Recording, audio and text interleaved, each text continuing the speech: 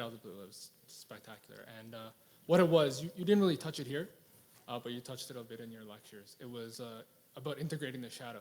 Yep. And one of the main questions was, how does one go about that, especially in the modern world? You know, like we're usually sheltered from anything resembling that kind of concept.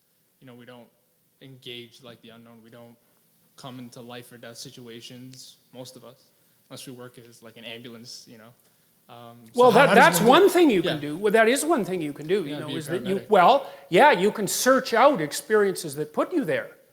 That's you know, because, well, you can do that as a volunteer, for example. I mean, you can, one of the things I saw once, it was in Montreal. I was in this outdoor mall in Montreal on St. Hubert, and I saw this great big 17-year-old kid, you know, and he had a mohawk, and he was dressed in leather, and he with, you know, studs, and like he was doing the modern barbarian thing, and he had it really down. And you know, he's standing in the corner with 2 pink shopping bags, eh? So I was looking at him, and I thought, you know, if someone offered him the opportunity to drop those goddamn sleeping bags or shopping bags and go fight with ISIS, he'd be there in a second. Yeah. Right, because what the hell is some monster like that doing standing on the corner of St. Hubert holding 2 pink shopping bags?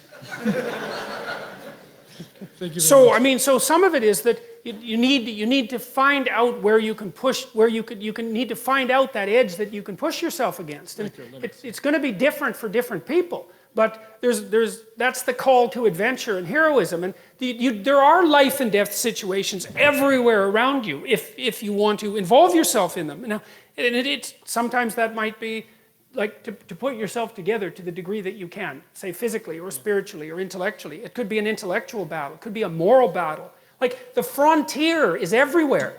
The frontier is just the edge between what you know and what you don't know. You want to put yourself on that damn edge and make yourself into something. And you can retreat into comfort in the modern world. And I think that is a problem.